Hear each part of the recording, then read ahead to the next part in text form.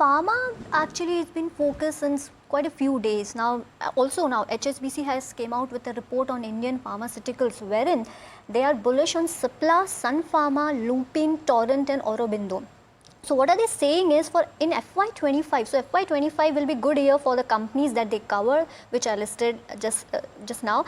Now this is driven by peak sales of Revlimid. Now Revlimid is a cancer product which all pharma companies were actually betting on, and new launches in US like GLP-1 drugs. Now GLP is an obesity drug which all the pharma companies are actually bullish on, and they are expanding their capacities, or they are entering into this GL1 product.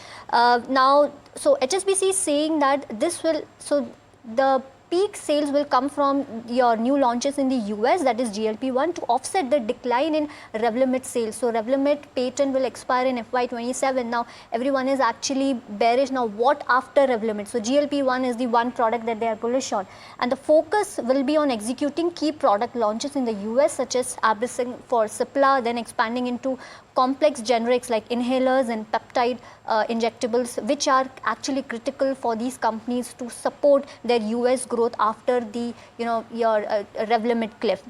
Also, Indian pharma companies, according to HSBC, will likely start launching this GLP-1 products and in sooner, and the Indian pharma market is expected to grow at high single digit, backed by price increases and new launches. Now also, improving biotech funding and diversification strategy should help sustain interest, though revenue will follow later according to HSBC. But however, HSBC has noted down some risk as well, like potential delays due to FDA inspections that we see in our day-to-day life, that many of the pharma companies go through this pain of FDA inspection.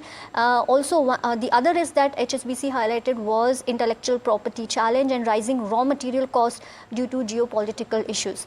They prefer Cipla, Sun Pharma, Torrent Pharma and Lupin for their solid growth potential, with Cipla and Sun Pharma well positioned despite the eventual loss of the Revlimid, that is cancer sales, and though they see the loss of Revlimid sales post Jan 2026 is priced in for Sun and Cipla.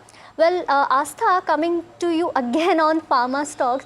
Now HSBC is bullish on Cipla, Sun Pharma, Lupin, Torrent and Aurobindo. Well, I heard you saying that you are bullish on Divi's lab. Now on these stocks, what are your picks? So yes, even Cipla is looking good to us. Now, if I talk about the Cipla, their product line is diversified.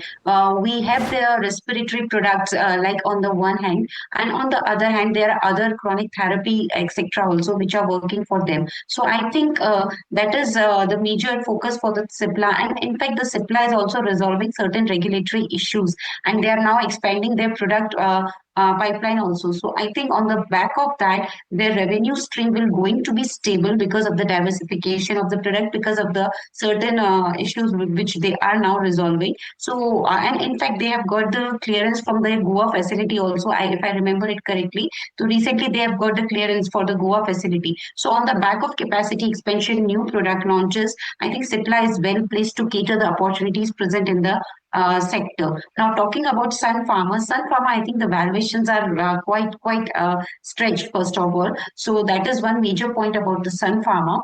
And in fact, we have seen that they have outperformed the IPM market, Indian pharmaceutical market, in the volume growth. So that I think, and it will continue to outperform IPM regarding the volume. So in Sun Pharma, we are positive, but just on the valuation concerns, we are not giving a buy rating, and we are giving a hold rating on this counter. So Cipla, we are giving a buying rating, but for Sun Pharma, it's a hold rating from our side.